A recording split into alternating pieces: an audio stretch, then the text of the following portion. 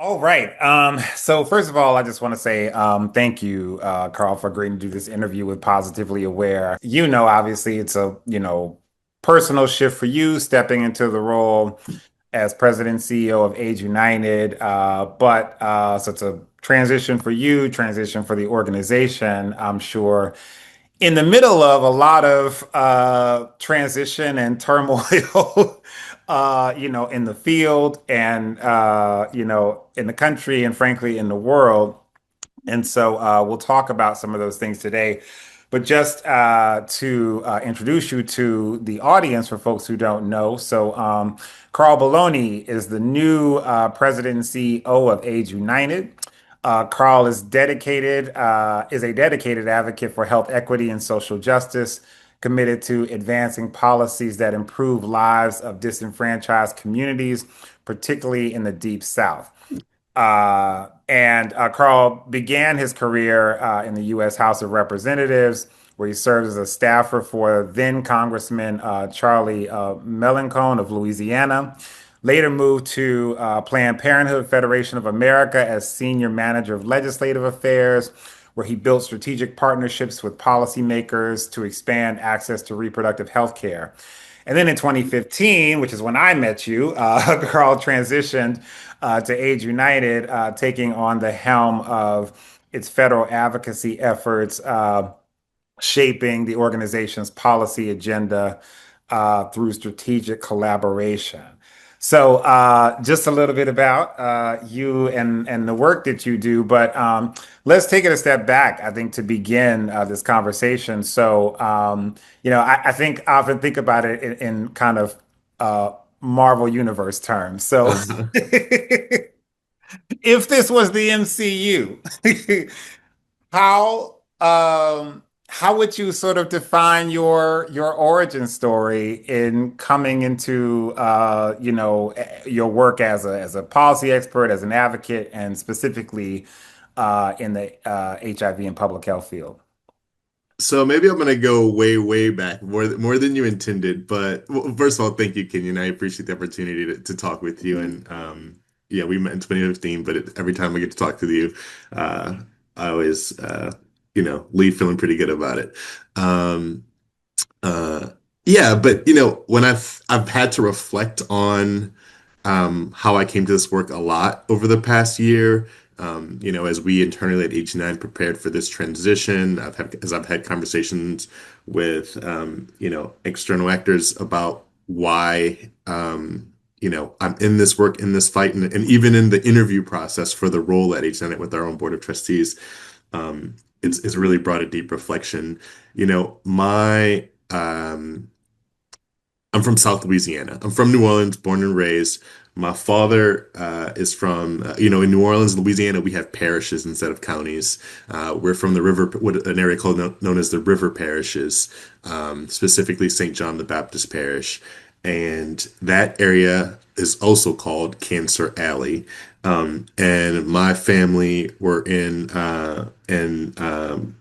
private business, worked for themselves. Rooted in communities, but also just because of where we were and the privilege that we carried, my family really became activists. I remember early on, a petrochemical company from, I think it's called Formosa Petrochemicals, was going to put a plant right smack dab in the middle of the community where my father grew up.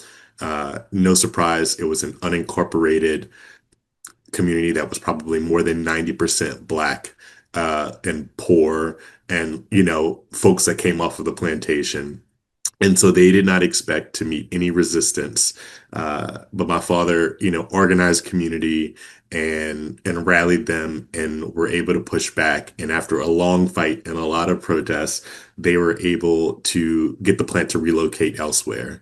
Um, uh, you know, my father still died of cancer growing up in that area, and so many people do die of cancer at much higher rates than the national prevalence. But I think those early opportunities to see them fighting back for their communities is what made me want to engage in policy and engage in politics and activism and support communities. So that's really where it starts for me. Thinking about HIV specifically, it was my time at Planned Parenthood. I handled their sex ed policy portfolio. And through that, I learned about this thing called PrEP in 2011. Um, I thought it was wild. I'm a gay black man from the South. As I'm reading this I am the target population. I've never heard of this. Why is this the case? I'm a professional in public health in many ways. And so I got really fascinated by it. I, did as much as I could to learn more about PrEP, about its access, about its affordability, about who could access it and how. And Planned Parenthood at that time wasn't doing a whole lot around PrEP access. So I started talking to our, medical affairs folks and our sex ed national policy folks and figuring out how we can support integrating that into our model to make sure that as many people could access it as possible. I think at that point, it just really lit a fire in me around HIV. The more and more I learned and the more I talked to people. And then this opportunity at age 90 came about to apply to be director of government affairs. And I jumped on it, and the rest is history. Yeah, thank you for that. As you were talking, you was just making the reflection that, kind of your, early experiences and watching, your dad and your family kind of fight, this, kind of corporate chemical polluter, right, who was trying to move into your community, and tying that both tying it first to your, kind of, activism and understanding that like ordinary people can push back against those things, but it's also interesting because that also in and of itself is a public health issue, even though it's more in the environmental, kind of Hmm. environmental racism spaces we often talk about, but even I think maybe growing into like thinking about public health in addition to kind of like the activism and advocacy kind of is rooted in that moment, which is also very interesting. And then also, just hearing you reflect on, kind of learning about prep, in that moment and kind of how that became a shift. It made me think about, kind of my kind of entry point to a large extent in the HIV space. I'd had one HIV job in Cleveland, Ohio when I was young, but really got kind of keyed into it because probably maybe about 8 years before PrEP was approved, Hmm. around the time I turned 30, a bunch of my friends were seroconverting, or at least disclosing to me they were living with HIV. And I was living in New York, and it was all Black and Puerto Rican, Hmm. who were friends of mine, and so I was already doing activism work, but that it became clear to me that I needed to kind of like also bring this into the or maybe me come to HIV in terms of Yeah. the work. Yes, I totally hear that. So given that, I'm just curious, what do you think about, PrEP was approved in 2012, and here we are in 2025 with now everything from daily pill to every other month injection to twice a year injection, and a research trial now looking at once a month pill. And what do you think about how far we've come in prep, or how far we've not come? I'm saying, how are you grappling with that, progress or not, in roughly 13 years since the beginning? I'm amazed and thrilled for the people that have been able to regularly access and afford PrEP. That's wonderful. But again, the same people you know, that we're gonna have this petrochemical company like foisted upon them in their communities, and the same friends that were disclosing their status to you in the early aughts are the same population that are not increasing uptake of PrEP, are not being able to access it or afford it, um, and that's really disconcerting. You know it's such a simple solution. Uh, with insurance coverage and with the advances, through the ACA, it should be affordable for most. There's really no excuse in a country like this for people to not know about it. There's no excuse for people who know about it to not be able to access it and afford it. And it doesn't even make financial sense for the nation, right? Like even if you take the heart out of it, it doesn't make financial sense. It's bad public health policy for folks not to be able to access it without limitations. So I want to say it's unbelievable, but it also follows long trends of, this country not taking care of her most vulnerable. Um, it's unfortunate. Yeah, and I mean, speaking of a country not taking care of its most vulnerable, just yesterday, right? So we're having this interview just after the HHS Secretary RFK Jr. Both announced some changes in COVID vaccine policy, making it harder for people who are under the age of 65 or, or just want to protect themselves from COVID by getting their annual shots as we're Mhm. now supposed to be getting ready for now that it's approaching the fall. So we have that happening, right? So kind of unraveling of vaccines for folks. And subsequently, kind of last night's news around ending COVID vaccinations unless you have a pre-existing condition or are over the age of 65. And the resignation of several directors at the CDC. And first was an announcement that the director of the CDC resigned, and then later her legal team said she had not actually resigned and was not intending to. So just the sort of political environment in which we're having this conversation where so much progress is under threat. Yeah, we have amazing biomedical interventions that really help keep people safe and healthy, be it PrEP, right, for prevention of HIV, or be it the COVID-19 vaccine, prevention of COVID-19. They're effective, they're trusted, and they should be accessible to all. I can't begin to fathom the administration's motives for pulling back on accessibility to those interventions. Um, it will not save the federal government money, which is, often touted as, their chief priority. It will not make people healthier. It'll hurt Americans. So, I don't even want to understand. I don't think there is any rationale that could satisfy, the sense behind it.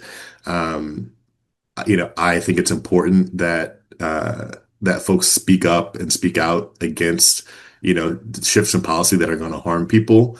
So whatever the head of the CDC's motivations, whether she were fired or whether she resigned, I think it's important that folks in positions of power use their voice to, stand by the accessibility of these interventions and science. So, as it relates to Dr. Daskalaskis, I think it's important that he live his truth, and that if he, is not in agreement with what they're doing, he needs to speak up about it. And that's what he's done. I appreciate that because folks in position of power, are the ones, whose voice is most likely to be heard and sway opinion and public opinion. Um, not the folks who need the COVID shot, the everyday American who need PrEP accessibility. They're not who are being heard. And I think the real important thing is to trust science and trust medicine, right? Uh, Trying to sow disbelief in the efficacy of these tested and proven, interventions, really just creates a chilling effect between people and their doctors. And it's important that people be able to trust medicine and trust doctors. And this is not it. That's not how we get there, right? That's not how we become a healthier society. Mhm. Thank you. So talk a little bit about Age United specifically next in this moment, and so first, I guess the question is, how do you see um, Age United's role in this moment in terms of responding to this particular, crisis that we find ourselves in politically? Which I guess is a way of kind of asking you to a sense, like, what's your vision of where you're taking Age United from this moment? I think that those two questions kind of go hand in hand. So, would love to hear your thoughts. Yeah. I mean, frankly, my vision is just one that is centered in equity and audacious advocacy and leadership and bold investment in the communities that we serve. AU in some form or fashion has been around for the better part of 35 years. We were formed from the merger of the National AIDS Fund and the AIDS Action Council. And since the beginning of the epidemic, we have fought and helped to shape policy with our membership, our Public Policy Council, through our grant making and investments in community and our leadership development and capacity building and technical assistance. I think that we have the right pillars. I know that we have community's trust, and that's been earned through hard work. I'm so proud of our staff. We have a staff that comes from community and that centers community in everything that we do, and we're going to continue that. I really want to build on that commitment to justice and health equity through our work. I think this is a moment where we really need to come in coalition to solve this problem, right? And it's not just a coalition of HIV advocates and community-based organizations in HIV. We need to look at the broader progressive movement, that be it healthcare and health equity and LGBTQ rights and justice, the legal community. It's definitely time. We're at a time where we're called to break down the silos and really work together. Because whether or not we're centered on the same issues, we all have the same commitment, and that's, accessibility to health, rights, well-being, of the communities that we care and that we come from.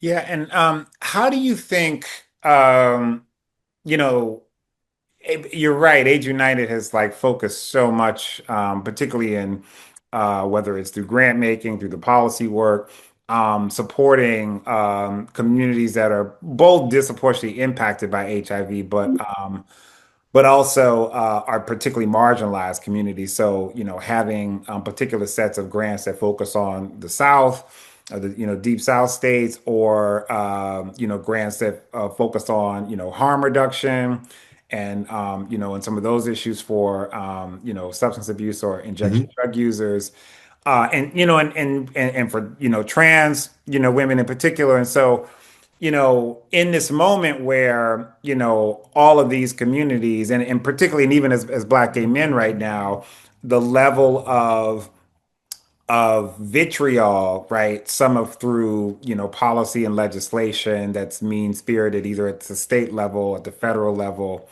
or just the kind of hostile climate that is being created.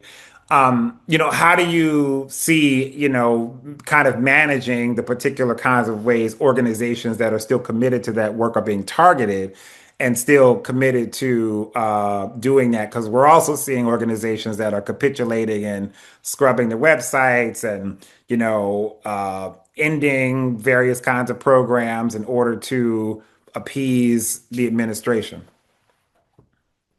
That's a big question. I think I that don't ask small questions if you. um, we are going to always center the most marginalized, impacted communities who need our help. That's not something we can walk away from. It's not good business. It's not good sense. And it's not how we get to ending the epidemic. Um, and our priorities in the epidemic in the United States, period. Full stop. That it doesn't matter who you are, where you come from, what you look like, what you worship. It does not matter, right? Um, we want to make sure that people have access to quality healthcare, the information that they need to lead healthy lives, free of HIV or with, being violently suppressed and in treatment, and able to be productive. Um, that's our mission, that's our goal, and that's how we'll continue to go about the work. I don't think this is not political. It's just not. Try as they might, healthcare is not political, and the ability to live a long and healthy life should not be political. And that's not a game we're going to play. We are going to, push back when they attempt to, roll out policies that threaten people's accessibility to the care that they need. Um, but this is really simple for us. So I think, we keep working in coalition. We'll try to provide the resources and support that we can to community-based organizations that are providing care in their communities whilst under attack. Try to provide the support that they need that we can provide, to the degree that we can provide it, I should say. I think the point is we're not going anywhere. We intend to be into this fight for as long as it takes. Um, and administrations come and go.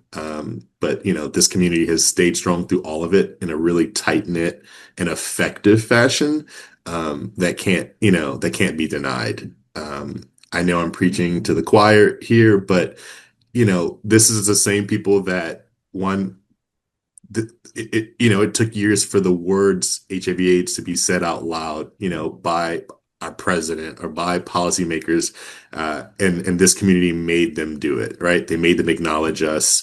They made them, bring resources to bear to find medications and cures, and right, and folks, thousands, millions of folks are alive today because of that, both here and many, many, many more millions abroad, um, on the backs of the advocates that built this community, and we're going to stand next to them.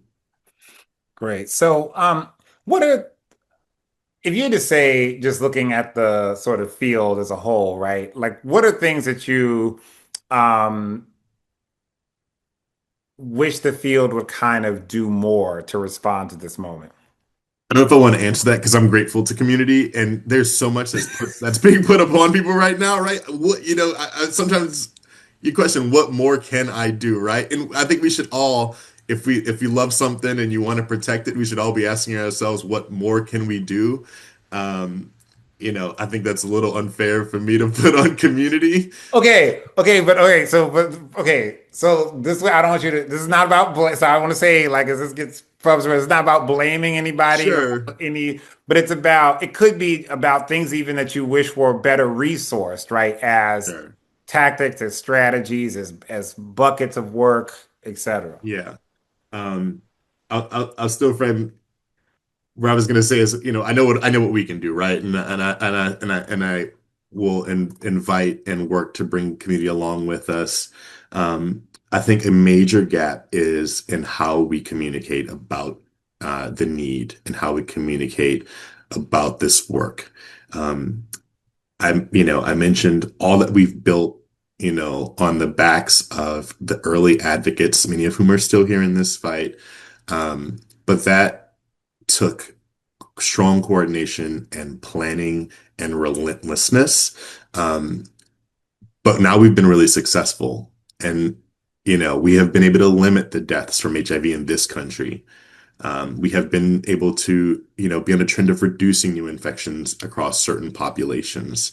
Um, in a lot of ways, I feel like we have become victims of our own success, right? The age of HIV exceptionalism is gone.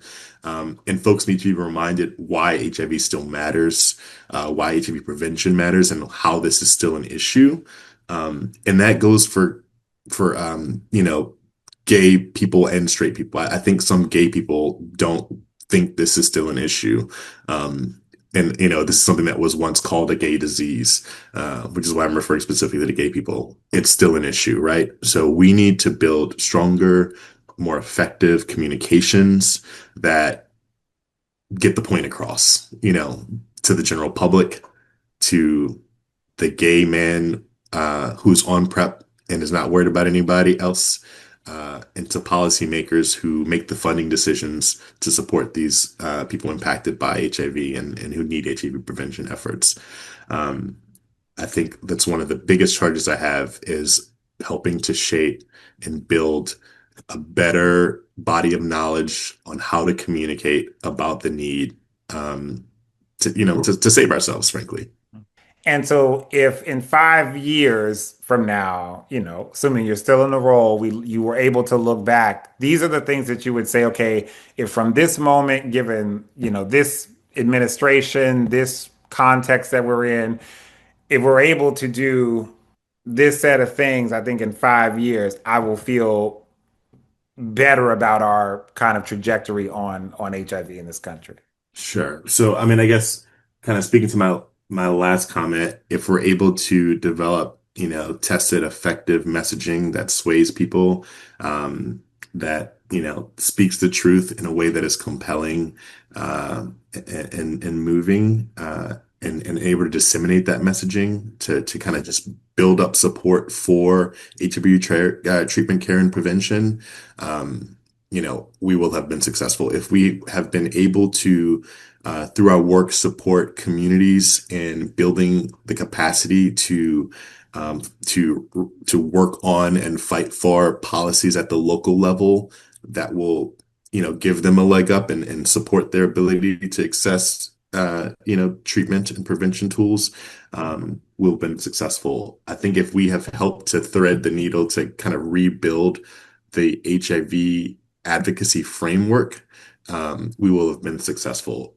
When I think about I know you were talking about 5 years out. When I think about the last 8 months of this year, we as a community have spoken up and spoken out countless times against, threats to our health and safety. And when we have felt most effective is when we have been the loudest and most coordinated. It's when we've, been in the press, when we've, been in the town hall, we've been in the offices, and we didn't let harmful policies go by unanswered. Um, that's when we have been the strongest. And I think that's been difficult because I feel as if, I think the community is a body, right? And you have to feed a body and you have to care for a body and you have to look after the things that you have to do. I believe that we have let some of our muscles atrophy in terms of activism. And we're rebuilding those muscles and we're moving and we're starting to run. So I think if we can provide Age United, if we can provide and support communities and strengthening those muscles and toning them, we're going to be stronger. And I think we'll be in a better place as it relates to ending the epidemic.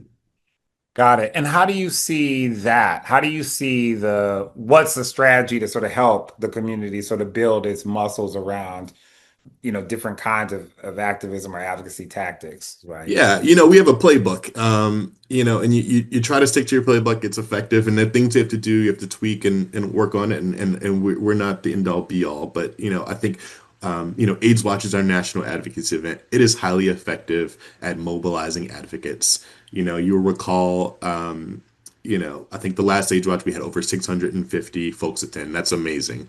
46% of those people are people living with HIV, and so their stories are the truth of what's happening across the country. We help the folks who come to AIDS Watch craft their personal stories and relate it to policy and to relay that to members of Congress and their staff. And we feel that's highly effective. I think what's missing is AIDS Watch is a one-day event at the national level, and a lot of the decisions that impact us happen back home in the states, in the districts, in the state houses. And so we really want to build on threading the needle between federal action and state engagement and activism. We launched and have been piloting the past few years AIDS Watch at Home, where we support state-based groups in doing just that. And that is something that I seek to expand in the coming years, really building up what services we can provide to help local organizations and local coalitions build up their advocacy and their organizing capacity. And hopefully, as we said earlier, that they'll also be able to thread the needle to other like-minded coalitions and networks, related to or outside of HIV. Thank you. Just a couple more questions. So one is we talked a little bit about or more about prevention, but I'm curious your thoughts about kind of where we stand in terms of treatment access in this country. And even I'm sure a lot of folks living with HIV in this moment are also just concerned about what is happening to Ryan White in the current context. And so if you could speak to, things that or you've heard or Age United sort of, work in protecting, essentially the safety net program we have for people living with HIV. Yeah, Ryan White's a critical program for people living with HIV. So is Medicaid. Right now, I am cautiously optimistic about the program's fate. I think what we have seen so far is that Congress has predominantly level funded the Ryan White program. I think that's a positive. While we know we need more resources, we're in an environment where they're cutting everything. So seeing Congress step up and level fund that program for the most part, is very encouraging. They also level fund. Oh no, I think the Senate provided an increase to HOPWA within HUD, Housing Opportunities for Persons with AIDS in HUD.